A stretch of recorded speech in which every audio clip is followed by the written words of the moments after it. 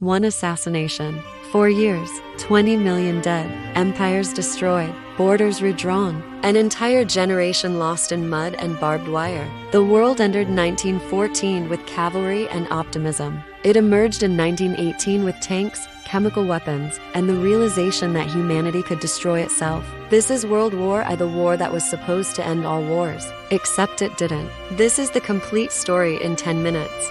June 28, 1914, Sarajevo, Bosnia. Archduke Franz Ferdinand, heir to the Austro-Hungarian Empire, is visiting with his wife, Sophie. A 19-year-old Serbian nationalist named Gavrilo Princip steps forward and fires 2 shots.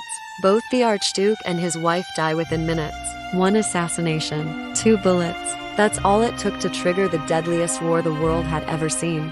But Europe was already a powder keg. For decades, nations had been forming alliances, building massive armies, and racing to outproduce each other in weapons. Nationalism was at a fever pitch. Everyone had treaties promising to defend everyone else if attacked. It was a system designed to prevent war instead. It guaranteed that any conflict would spread like wildfire. Austria-Hungary blamed Serbia and issued an ultimatum designed to be rejected. When Serbia refused all terms, Austria declared war on July 28. Then the dominoes fell. Russia mobilized to defend Serbia. Germany declared war on Russia, then on France, Russia's ally. To attack France quickly, Germany invaded Belgium. Britain had a treaty to protect Belgian neutrality, so Britain declared war on Germany. Within 5 weeks, all the major powers of Europe were at war. On one side, the Central Powers Germany, Austria-Hungary, and later the Ottoman Empire. On the other, the Allies France, Britain, Russia, and eventually many more. Everyone thought it would be over by Christmas. They had no idea. The German war plan was simple. Crush France quickly, then turn east to fight Russia. It almost worked. German armies pushed deep into France, getting within 30 miles of Paris. Then the French and British stopped them at the Battle of the Marne. The advance stalled. Both sides tried to outflank each other, and by November 1914, a continuous line of trenches stretched 450 miles from Switzerland to the North Sea. The war of movement was over. The war of attrition had begun. Imagine this. You're living in a ditch. The trench is 7 feet deep, filled with mud, water, rats, and the corpses of your friends. The smell is unbearable. Your feet are rotting from trench foot. Between your trench and the enemies is no man's land, a moonscape of craters and barbed wire. Then comes the order. Attack. You climb the ladder and run toward machine guns that fire 600 rounds per minute. Single battles lasted months and killed hundreds of thousands. The Battle of the Somme in 1916 resulted in over 1 million casualties. First day alone, 57,000 British casualties. For what? 7 miles of territory. Then came chemical warfare. First chlorine gas, then mustard gas. Men drowned in their own fluids, blinded, skin blistered. Gas masks became standard, turning soldiers into insect-like creatures in a nightmare landscape. New technologies made killing industrial. Machine guns, long-range artillery, flamethrowers, airplanes, and tanks. Year after year, millions died. The Western Front barely moved. But this was a world war. On the Eastern Front, Germany and Austria-Hungary fought Russia in massive, mobile battles. By 1917, Russia had suffered nearly 10 million casualties. Revolution was coming. In Italy, armies fought in the Alps, where avalanches killed more men than bullets. The British tried to invade Gallipoli to knock the Ottoman Empire out of the war. It was a total failure. In the Middle East, Lawrence of Arabia helped organize Arab revolts, redrawing the map with consequences we still see today.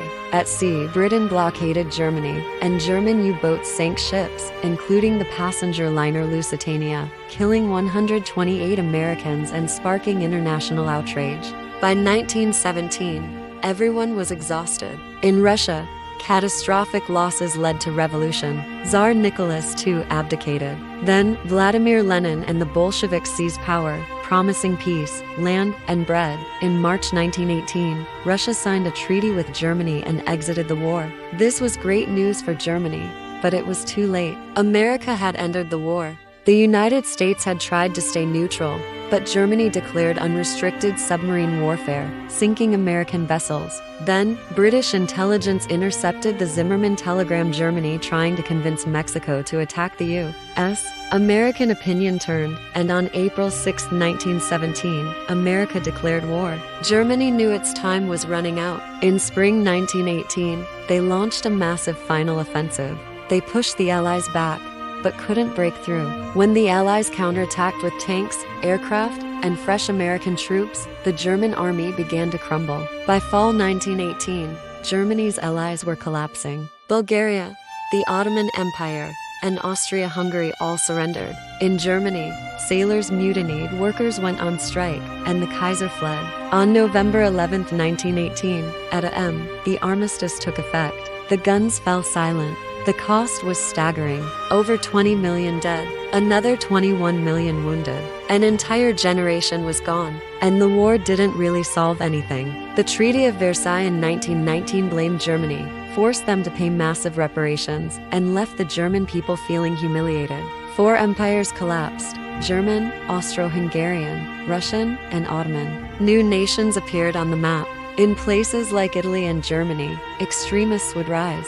The League of Nations was created to prevent future wars. It failed. Within 20 years, an even more devastating war would begin. World War I changed everything. It ended the age of empires, accelerated technology, and gave women new roles in society. It changed how we see war from glorious to feudal carnage. Most tragically, the war to end all wars did not. The harsh peace treaty and global depression led straight to World War II.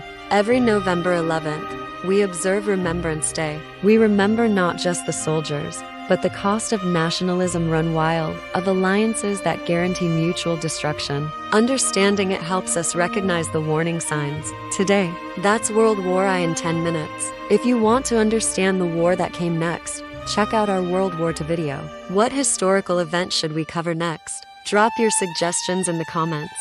If this helped you understand the Great War, hit that like button and subscribe for more history every week. Thanks for watching, and remember, those who cannot remember the past are condemned to repeat it.